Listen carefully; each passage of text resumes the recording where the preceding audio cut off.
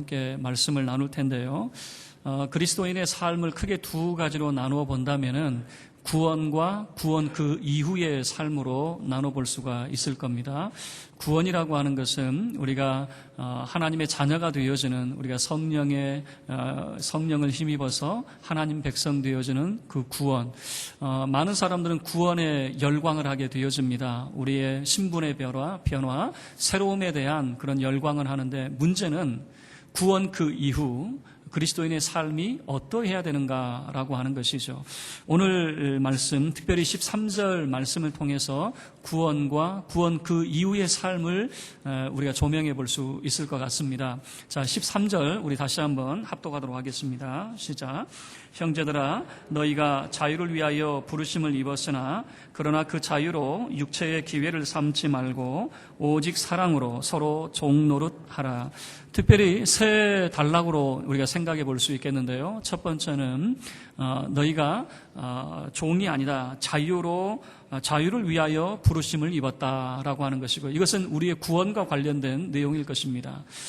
그리고 이제 구원 그 이후에 우리의 삶이 어떠해야 되는가? 그 자유로 육체의 기회를 삼지 말고, 세 번째, 오직 사랑으로 서로 종노릇하라라고 하는 이 세 가지 단락으로 우리가 함께 말씀을 나눠보도록 하겠습니다. 첫 번째, 너희는 자유를 위하여 부르심을 입었다. 우리의 구원과 신분의 변화에 대해서 소개를 하고 있습니다. 그러면 먼저 자유를 위하여라고 하는 표현을 보면 그 반대, 노예로서 우리가 산 적이 있었느냐? 특별히 갈라디아서는 두 경우를 소개를 하고 있습니다. 첫 번째는 우리가 세상의 종이 되어지는 겁니다. 그러니까 하나님을 알지 못하고 이방 신을 섬기는, 우상을 섬기는, 하나님을 알지 못한 채 살아가는 그런 세상의 어둠의 종된 상태를 말하게 되어지는 것이고요. 두 번째 종은 조금 다른 그런 뉘앙스를 가지고 있는데요. 주인의 아들이긴 한데 덜 성숙한, 그러니까 미성숙한 아들은 종 아래에서 배우게 되어진다라고 하는 그런 내용이거든요. 자, 갈라디아서 4장 1절부터 3절까지의 내용이 이 말을 쓰고 있습니다. 그러니까 자유자의 아들임에도 불구하고, 주인의 아들임에도 불구하고 종처럼 살아가는, 또는 종 아래 살아가는 그 모습을 보여주고 있어요. 자, 4장 1절 보시면, 내가 또 말하노니 유업을 이을 자가 모든 것의 주인이나 어렸을 동안에는 무엇과 같아요? 종과 같다. 어렸을 동안에는. 왜 그러는가? 자, 2절 보시면 그 아버지가 정한 때까지 누구 아래에 있어요? 후견인과 청지기 아래에 있다. 여러분, 후견인과 청지기는 그 집안의 종입니다. 그 집안의 종 중에서 학식이 있고 뛰어난 종을 후견인과 청지기로 세우게 되어집니다. 그러면 주인의 아들이라 할지라도 어렸을 때에는 후견인과 청지기 아래에서 교육을 받는다는 거예요. 경영 수업도 받게 되어지고 학문 수업도 받게 되어지고 이 주인의 아들이에요. 자유자임에도 불구하고 어렸을 때에는 누구 아래에 있다는 겁니까? 종 아래 있더라라고 하는 겁니다. 언제까지요? 2절에서 보여주듯이 아버지가 정한 때까지. 그러니까 아버지가, 이 아들이 이제 성숙되어지고 이제 아버지의 기업을 이을 만한 사람이 되어지면은 그 이후로는 이제는 종 아래에 있을 이유가 없는 것이죠. 이제 집안의 모든 것을 다스리는 주인으로서의 삶을 살게 되어지는 거죠. 자, 그래서 4장 3절 보시면 이와 같이 우리도 어렸을 때에, 그러니까 미성숙한 그런 상태입니다. 이 세상의 초등학문 아래에 있어서 종노릇하였다. 초등학문이 뭐냐? 바울은 이 갈라디아서를 통해서 바로 율법을 말하게 되어집니다. 그러니까 우리가 미성숙했을 동안에는 하나님께서 우리를 이 율법 아래, 우리를 이 율법 아래에서 종노릇하도록 율법의 지도를 받게 하셨다라고 하는 그런 내용을 소개를 하고 있는 거죠. 자, 이런 겁니다. 여전히 우리가 율법 아래에 있을 때에 우리의 삶의 행동은 어떻게 나타나냐면 유대인처럼 살려고 한다라고 하는 겁니다. 그래서 4장 10절 말씀을 보면 여전히 날과 달과 절기와 해를 삼가지킨다라고 하는 거예요. 여러분, 우리가 예수 믿고 구원을 받아서 하나님의 자녀가 됐음에도 불구하고 마치 유대인처럼 살아가려고 하는, 유대인처럼 닮아가려고 하는, 여러분 그것은 잘못된 거예요. 우리는 성경에서 분명히 이야기하고 있죠. 우리는 종이 아니라 누구라고요? 우리를 하나님이 부르심은 자유를 위해서 부르셨다라고 하는 것을 분명히 말씀을 하고 있는 거죠. 그러니까 율법 아래로 돌아가면 안 된다. 그러니까 다시 나를 지키고 또는 절기를 지키고 이런 모습으로 돌아가서는 안 된다라고 하는 것을 보여주죠. 우리는 노예가 아니라, 종이 아니라 누구로 부름을 받았냐면 자유를 위하여 부름을 받았다라고 하는 겁니다. 자, 노예와 비교하게 되어지면 이런 겁니다. 더 이상 우리는 세상의 이방신을, 우상을 섬기는 자가 아닙니다. 이제는 우리는 하나님이 어떤 분인지를 알게 되었습니다. 하나님을 참되게 섬기는 자가 되었습니다. 뿐만 아니라 우리는 율법 아래 있는 자가 아닙니다. 우리는 자유자입니다. 그 말은 무슨 말입니까? 마치 덜 성숙한 사람들처럼 여전히 하나님의 나라를 기업으로 받지 못할 자처럼 그렇게 살지 말라는 거예요. 우리는 어떤 자입니까? 자유자입니다. 그 말은 무슨 말이냐면 성숙한 하나님의 참아들이다라고 하는 것입니다. 하나님의 나라를 기업으로 이을 자가 되어졌다라고 하는 것을 보여주고 있는 것이죠. 여러분이 잘하지 못한다면, 여전히 여러분이 어린 자라면 하나님의 나라를 맡길 수 있을까요? 많은 사람들이 착각을 하게 되어집니다. 무슨 착각이냐면, 어린아이가 어떻게 하나님의 나라를, 여러분, 이 하나님의 나라를 그렇게 이어갈 수가 있겠습니까? 우리는 하나님의 참 아들로서 덜 성숙한 자가 아니라 온전한 성숙을 이룬 자가 되어졌다라고 하는 겁니다. 어떻게 해요? 하나님의 아들 되신 예수 그리스도를 통해서 하나님이 우리를 구속하셨습니다. 뿐만 아닙니다. 하나님께서 주의 성령을 우리 가운데 부으셔서 우리가 하나님을 아빠, 아버지라 부르게 하셨습니다. 우리가 참 아들 되었다라고 하는 증거를 보여주고 있는 것이죠. 그래서 갈라디아서 4장 6절 말씀이 하나님이 그 아들의 영을 우리 마음 가운데 보내사 우리가 하나님을 향하여 아빠, 아버지라 참 아들로서 우리가 세워졌다라고 하는 것을 보여주는 겁니다. 여러분, 우리가 하나님의 기업을 이을 참 아들이 되어진 것은 이겁니다. 우리의 종교심이 아니에요. 우리의 선행과 우리의 수행이 아닙니다.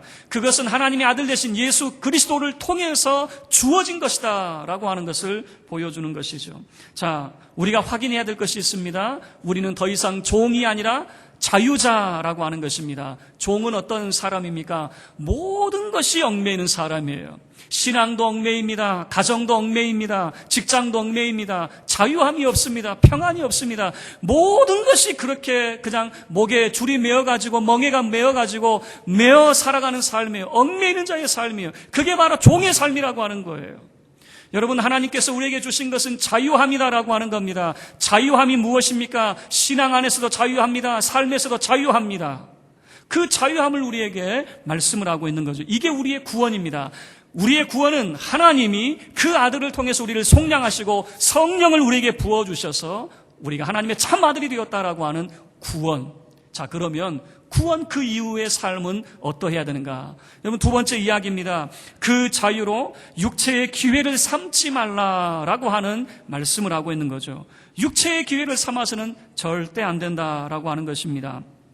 여러분, 우리의 자유는 어떤 자유입니까? 내가 얻어낸 자유가 아니고 하나님이 우리에게 은혜로 베풀어 주신 자유가 되어졌어요. 하나님께서 우리를 구원하셨습니다. 하나님의 자녀가 되게 하셨습니다. 하나님의 기업을 이을 자로 우리를 세워주셨습니다. 그런데 문제는 뭐냐면 특권의식만 있고 책임의식이 없어진다라고 하는 겁니다. 특권의식이 무엇입니까? 이런 거예요. 내가 하나님의 자녀가 되어서 나 자유해. 나 구원받았어. 그리고 막 사는 거예요. 자, 이 부분에 대해서 사도 바울이 이야기를 하고 있는데요. 5장 말씀을 한번 보셔요. 5장 19절 한번 말씀을 보셔요. 자, 5장 19절부터 21절까지 육체의 일에 대해서 소개를 하고 있어요. 자, 그 자유로 육체를 위해서 살지 말라 그랬잖아요. 그러면 그 육체가 뭐냐? 지금 5장 19절부터 21절까지 이제 나열된 것은 무엇이냐면 사도 바울이 생각할 때에 이런 것이 있으면 안 되겠다. 그 말이 아닙니다. 지금 5장 19절부터 21절까지 이야기는 갈라디아 교회의 모습이에요. 갈라디아 성도들의 모습이란 말이에요. 여러분, 지금 사도 바울이 이야기하고 있는 것은 이런 것은 성도들 가운데 없어야 돼요, 그런 말이 아니란 말이에요. 이미 갈라디아 교회 가운데 이런 일들이 벌어지고 있었다라고 하는 것을 보여주고 있는 거예요. 그러면 갈라디아 교회의 육체의 현저한 일이 무엇인가 우리 함께 보도록 하겠습니다. 5장 19절부터 우리 21절까지 함께 읽겠습니다. 시작. 육체의 일은 분명하니 곧 음행과 더러운 것과 호색과 우상 숭배와 주술과 원수 맺는 것과 분쟁과 시기와 분냄과 당 짓는 것과 분열함과 이단과 투기와 술 취함과 방탕함과 또 그와 같은 것들이라.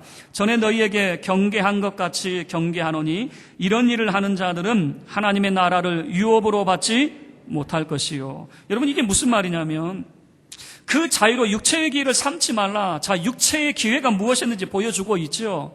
이 갈라디아 사람들이 어떤 모습이었냐면, 예수 믿기 이전 그들의 육신적인 모습이 어떤 모습이었냐면은, 그들은 음행하는 사람이었고 더러운, 그리고 호색과 우상숭배와 주술과 원수 맺는 이런 것들이 있었던 사람들이었어요. 그런데 문제는 뭐냐면, 그리스도를 알고 난 다음에 이 사람들이 새 마음과 새 영을 가지고 변화를 받아야 되는데 여전히 육체 가운데 머물고 있다라고 하는 거예요. 더 큰 문제는 무엇이냐면, 여전히 이런 일을 하면서도 뭐라고 이야기하냐면, 나 예수 믿었어, 나 구원받았어, 나 천국 갈 수 있어라고 한다는 게 문제가 된다, 그 말이에요. 자, 이 말은 무슨 말이냐면, 여전히 육체의 더러운 일들 가운데 머물러 있어요. 여전히 음란을 행합니다. 여전히 호색합니다. 우상 숭배합니다. 원수 맺고 있습니다. 분노하고 있습니다. 분쟁하고 있습니다. 그럼에도 불구하고 뭐라고 이야기하냐면, 나 하나님의 자녀야, 나 구원받았어, 이렇게 말하고 있는 거예요. 그래서 사도 바울이 분명하게 선을 긋습니다. 이러한 사람은 뭐라고 이야기합니까? 21절에 하반절에 하나님의 나라를 유업으로 받지 못할 것이다 라고 분명하게 선을 긋게 되어지는 거예요. 왜요? 이 사람들은 그 자유를 어떻게 사용했어요? 육체의 기회로 사용하고 있는 사람들이에요. 여전히 육체의 기회로. 그러니까 옛 생활을 버리지 못한 사람입니다. 그래서 어떻게 합니까? 그 자유가 얼마나 왜곡되게 나타나는지 5장 15절 말씀을 보셔요. 사도 바울이 심히 경고하고 있는 이야기입니다. 5장 15절 보세요. 만일 서로 물고 먹으면 피차 멸망할까 조심하라. 이 말이 무슨 말입니까? 여러분, 물고 먹는다라고 하는 것은 그냥 원어적으로 직역하면 물고 먹는다 그 말이에요. 그런데 이것을 비유적으로 말하면, 물고라고 하는 것은 무엇이냐면 서로에게 상처를 주고 갈기갈기 찢어낸다 그 말입니다. 갈기갈기 찢어가지고, 먹고라고 하는 것은 완전히 소멸시켜버린다라고 하는 겁니다. 먹고라고 하는 것은 완전히 먹어서 삼켜버리는 행위거든요. 그래서 이것을 문자적으로는 물고 먹는다라고 하는 것이지만 비유적으로는 뭐냐면, 서로의 영혼에게 상처를 줘서 갈기갈기 찢어가지고 서로가 서로에게 완전히 그 영혼을 소멸시키는 그런 모습이 되어졌다라고 하는 거예요. 그래서 뭐라고 이야기합니까? 너희들 피차 멸망할까 조심해라. 왜요? 이 모습은 그 자유가 자기 육체를 위해, 육체의 기회로서 사용된 잘못된 이해가 되어지기 때문에 이런 일들이 나타난다라고 하는 것입니다. 그래서 사도 바울은 이제 마지막 세 번째입니다. 오직 사랑으로 서로 종노릇하라라고 하는 권면을 하게 되어지는 거예요. 우리의 자유는 절대 육체의 기회로 삼아서는 안 되고 오직 사랑으로 서로 종노릇 하는 모습으로 나타나야 된다라고 하는 것이에요. 자, 여기에서 우리는 두 가지 원리를 찾아볼 수 있는데요. 첫 번째 원리는 서로의 원리입니다. 서로. 여러분, 서로라고 하는 것이 무엇입니까? 쌍방간에 모든 사람들이 같은 마음을 품고 그렇게 사랑으로 서로 섬겨야 되는데, 문제는 뭐냐면 누군가가 고참행세하면 큰일 나게 되어지는 거예요. 여러분, 저도 군 생활을 했지만 고참은 총처도 안 합니다. 아무것도 안 해요. 그러면 누가 모든 일들을 합니까? 그저 이 부하들이 모든 것을 다 하는 것 아니겠습니까? 교회 가운데서도 마찬가지, 서로의 원리거든요. 모든 사람이 서로 자기 역할을 감당을 해줘야 되는데 고참행세하고 사랑을 받기만 하게 되어지면 그게 균형이 깨져버리는 거예요. 그 균형이 깨져버리면은 서로 이제 피차 멸망할까 조심하라라고 하는, 자, 이 서로의 원리, 이것을 6장 2절 말씀에서는 이렇게 표현을 하고 있습니다. 6장 2절 말씀을 보면 너희가 짐을 서로 지라 그리하여 그리스도의 법을 성취하라, 그렇게 표현하고 있죠.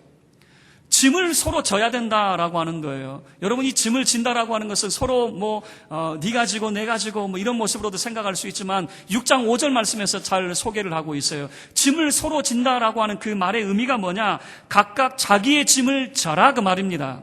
각각 자기의 역할을 감당해라 라고 하는 것이에요. 그러니까 자기는 자기의 역할을 하지 않고 뒷짐지고 있으면서 나에게 사랑을 하고 내게 나를 섬겨 이렇게 요구하면 안 된다라고 하는 거예요. 서로의 원리예요. 모든 사람들이 서로 짐을 지고 자기의 각자의 일을 감당하는 서로의 원리. 두 번째는 섬김의 원리입니다. 서로 사랑으로 종노릇하라라고 하는 이 섬김이라고 하는 것이죠. 자, 이 섬김을 뭐라고 표현하고 있냐면 5장 14절 말씀은요, 온 율법은 내 이웃 사랑하기를 내 자신같이 하라 하신 한 말씀에서 이루어졌다라고 하는 것으로 소개를 하고 있습니다. 여러분, 율법의 정신, 그러니까 성경, 여러분 어렵게 생각하지 마세요. 성경은 뒤로 들고 탈탈탈탈 털면요, 한 단어가 나오게 되어 있어요. 한 단어. 어떤 단어가 툭 떨어질까요? 여러분, 어떤 사람은 성경을 탈탈탈탈 털면은 돈 떨어질까봐 책에다가 돈 넣는 사람들은 돈 떨어지나 그러죠. 여러분, 탈탈탈탈 털면 뭐가 떨어집니까? 사랑이라고 하는 단어가 뚝 떨어져야 된다 그 말입니다. 다시 이야기하면 5장 14절의 말씀을 가지고 우리가 이해한다면 이런 겁니다. 여러분이 진실로 하나님 말씀을 준행하고 순종했다면 여러분 사랑의 사람이 되어 있을 겁니다 라고 하는 거예요. 반대로 여러분이 사랑의 사람이 되지 못한다면 여러분은 하나님의 말씀에 불순종한 사람입니다 라고 하는 것으로 정의할 수 있다 그 말이에요. 자, 왜 그러냐면 많은 사람들은 하나님을 사랑하고 하나님을 섬길 마음의 준비는 다 되어 있어요. 그래서 세상 모든 거 다 제쳐놓고 우리의 삶의 우선순위에 오로지 하나님을 사랑하고 섬기는 것 준비가 잘 되어 있는데 문제는 어디에 있냐면 이웃을 사랑할 준비는 안 되어 있더라라고 하는 거예요. 그리고 이웃을 섬길 만한 그런 마음의 자세가 우리 가운데는 준비가 되어 있지 않더라라고 하는 거예요. 자, 사도 바울이 이야기하는 바가 이겁니다. 구원에 대해서 이야기했어요. 하나님이 우리를 자유를 위해서 부르셨습니다. 많은 사람들이 구원받는 것, 천국을 향해서 열광합니다. 좋아요. 그런데 그 다음이 문제가 되어진다는 거예요. 구원 그 이후 우리의 삶이 어떻게 나타나야 되겠는가? 다시 이야기하면 예수 그리스도의 사람으로서, 예수 그리스도의 제자로서, 성령의 사람으로서 우리의 삶이 어떻게 나타나야 되는가 그 말이에요. 이 부분에 대해서는 사람들이 고민을 하지 않더라 그 말이에요. 여러분, 오늘은 큰 전제만을 이야기합니다. 구원 그 이후 우리의 삶은 어떤 사람이 되어져야 되는가, 어떤 삶이 되어져야 되는가, 한마디로 이야기하면 오직 사랑으로의 삶이 되어져야 된다 그 말입니다. 오직 사랑으로. 우리는 그 사랑으로 하나님을 사랑하고 섬깁니다. 그리고 그 사랑으로 이웃을 내 자신과 같이 사랑하고 섬겨야 된다라고 하는 것을 성경이 우리에게 말씀을 하고 있는 것이죠. 여러분, 그리스도인은 성령의 사람입니다. 그 성령의 사람이라고 말할 수 있는 것은 예수 그리스도께서 구속하셔서 모든 죄를 사해 주시고 죄의 사함을 받은 자에게 하나님의 영이 임하여서 하나님의 영이 우리에게 임한 증거가 뭡니까? 어떤 사람들에게 제가 질문합니다. 당신 성령 충만 받았습니까? 그러면 글쎄요. 왜 성령 충만에 대해서 확신을 못 갖습니까? 성령님이 내 안에 계신 것에 대해서 왜 확신을 못 갖습니까? 많은 사람들이 기도원 가가지고 목소리도 좀 변하고 그 소나무 한 뿌리도 좀 뽑아놓고 내가 예수 이름으로 손을 얹어서 기도하면 병자도 낫고 그러면 성령 충만하다고 생각한 것 같아요. 여러분, 성령 충만이 무엇입니까? 성령 충만은 우리 안에 예수로 충만하는 것이에요. 여러분, 다른 게 아니에요. 많은 사람들이 성령 충만을 베베긴 굿으로 잘못 이해하는 거예요. 접신현상으로 이해하는 거예요. 그래서 해야지 내가 영을 내가 뒤로 한번 꼬꾸라지고 그래야 내가 성령 충만 받았나 보다. 제발 착각하지 말라 그 말이에요. 여러분, 성령 충만은 예수가 우리 가운데 쑥 들어오시는 거예요. 그래서 하나님의 영이 아니고서는 예수를 그리스도라고 말할 수 없다고 그랬단 말이에요. 성령이 아니면은 하나님의 영이 아니고서는 예수를 하나님의 아들이라고 고백할 수 없단 말이에요. 그래서 여러분, 성령 충만하다라고 하는 것은 내가 예수님을 나의 구주, 나의 하나님으로 고백할 때에 여러분 확신할 수 있기를 바랍니다. 성령 충만한 증거입니다. 여러분, 성령 받은 사람이 우리는 거기에 대해서 열망해요. 열광하게 되어집니다. 우리가 성령 받았습니다. 하나님의 사람이 되었습니다. 예수 제자가 되었습니다. 어떻게 살아야 됩니까? 여러분, 이제 우리의 삶은 육체의 기회가 되어서는 안 됩니다. 다시 이야기하면 옛생활로 돌아가면 안 됩니다. 다시 이야기하면 특권만 이야기하고 책임에 대해서 여러분 관광하면 안 된다 그 말이에요. 이제는 하나님의 자녀로서 우리에게는 무한 책임이 주어져 있는 거예요. 하나님의 자녀로서 살아가야 될 책임이 있는 거예요. 그 책임이 뭡니까? 하나님의 자녀로서의 삶이 뭡니까? 오직 사랑으로의 삶이더라라고 하는 거예요. 자, 그러면 성령의 사람의 인격을 이 갈라디아서 5장 22절부터 23절까지 잘 소개를 하고 있습니다. 여러분 잘 아는 성령의 9가지 열매를 말하게 되어지는 거예요.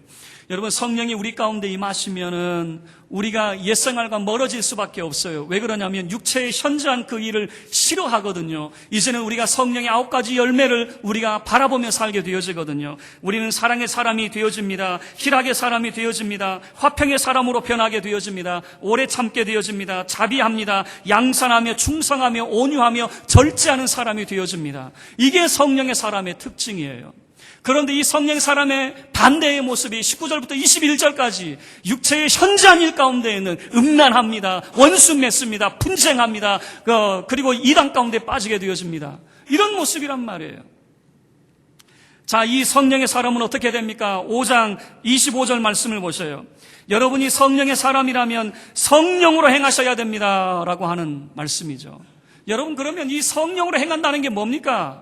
성령의 사람의 삶의 특징이 오직 사랑으로의 삶이라고 말씀을 드렸어요. 사랑으로 섬김의 삶으로 나타나게 되어진다라고 하는 거예요. 이게 자꾸만 왜곡이 되어지니까 서로 섬겨야 되는데 섬김이 깨져버리면 어떻게 나타나냐면 5장 26절 보세요. 5장 26절에서 이 잘못된 방향이 나타나는 거예요. 오직 사랑으로 서로 섬기지 않을 때 어떻게 나타나느냐? 5장 26절에 헛된 영광을 구하여 서로 노엽게 하거나, 다시 이야기하면 그 사랑으로 섬김이 깨져버리면 서로 노엽게 하게 된다는 거예요. 뿐만 아니라 서로 투기하게 되어진다라고 하는 것을 보여주는 것이죠. 자, 말씀을 마치도록 하겠습니다. 여러분, 우리는 구원받은 하나님의 자녀입니다. 믿습니까? 여러분은 성령의 사람이고 여러분은 예수님의 참된 제자입니다. 믿습니까? 여러분, 우리는 여기에서 멈춰버리면 안 돼요. 이제 우리가 그리스도인으로서 예수님의 제자로서 성령의 사람으로서 어떻게 살아가야 되는가? 여러분, 우리에게 주어진 이 자유를 가지고 다시는 육체의 기회를 삼지 마시기를 바랍니다. 옛생활로 돌아가서는 안 됩니다. 그렇게 살면서도 나 구원받은 하나님의 자녀야, 그렇게 뻔뻔하면 안 된다 그 말이에요. 하나님의 자녀답게 사셔야 됩니다. 우리에게는 특권이 아닌 책임이 주어져 있다는 사실을 여러분 기억하셔야 됩니다. 그러면 우리의 삶은 어떤 삶이 되어져야 됩니까? 여러분, 5장 13절에서 보여주듯이 오직 사랑으로 서로 종노릇하는 자의 삶, 이제 우리에게 주어진 삶이 있다면 오직 사랑으로 살아가는 자의 삶이 되어질 것입니다. 우리의 구원은 자유를 위해서 부르심을 받았습니다. 얽매이지 마세요. 남의 눈치 보지 마세요. 신앙과 삶에 있어서 여러분 얽매이는 자의 삶이 되어서는 안 됩니다. 우리는 참된 하나님의 자녀, 우리는 자유를 위해서 부르심을 받았기 때문입니다. 이 자유를 가지고 이제 우리가 어떻게 살아가야 된다고요? 오직 사랑으로. 여러분, 이 한 가지만을 우리가 기억할 수 있었으면 좋겠습니다. 그러면 오직 사랑으로라고 하는 대전제를 가지고 오늘 우리가 말씀을 나눴어요. 그러면 이것을 우리가 어떻게 우리의 삶 속에 나눠야 될 것인가? 여러분, 우리는 너무 큰 욕심을 내는 것 같아요. 재산 다 팔아가지고 가난한 사람 도와줘야 됩니까? 여러분, 그런 거 아니에요. 우리가 할 수 있는 부분을 하시면 돼요. 우리가 이웃을 돕기 위해서 사랑의 선물 상자를 나누잖아요. 여러분, 이 사랑의 선물 상자를 작년에도 우리 함께 나눴지만 이것을 받는 분들이 너무너무 좋아하셔요. 교회에서 돈을 줘서 그렇습니까? 그런 거 아니에요. 그저 사랑의 선물 상자 나누면, 저 어렸을 때 종합 선물 상자 세트, 거기에는 사탕도 들어가고 과자도 들어가고 껌도 들어가고, 저는 제가 제일 좋아했던 게 풍선껌이었거든요. 그게 제일 좋았거든요. 그런데 이 사랑의 선물 상자를 받으신 분들이 꼭 그런 느낌인가 봐요. 어렸을 때 그 속에 여러 가지 내용물들이 담겨 있으니까 그런 느낌이 드는가 봐요. 그래서 너무너무 좋아하시는. 여러분, 저는 그렇게 생각합니다. 큰 일을 하는 거, 뭐 세상을 변화시키는 거, 여러분 그런 욕심 없습니다. 그저 우리가 할 수 있는 것 해가면 된다고 생각을 해요. 그저 우리 수준에서, 우리 분량에서 우리가 할 수 있는 것 해가면 된다라고 생각을 합니다. 다만 우리가 기억해야 될 것이 있다면 구원 그 이후 이제 우리의 삶은 어떤 삶이 되어져야 되는가? 오직 사랑으로 서로 종노릇하는 저와 여러분이 되어지기를 주의 이름으로 축원합니다.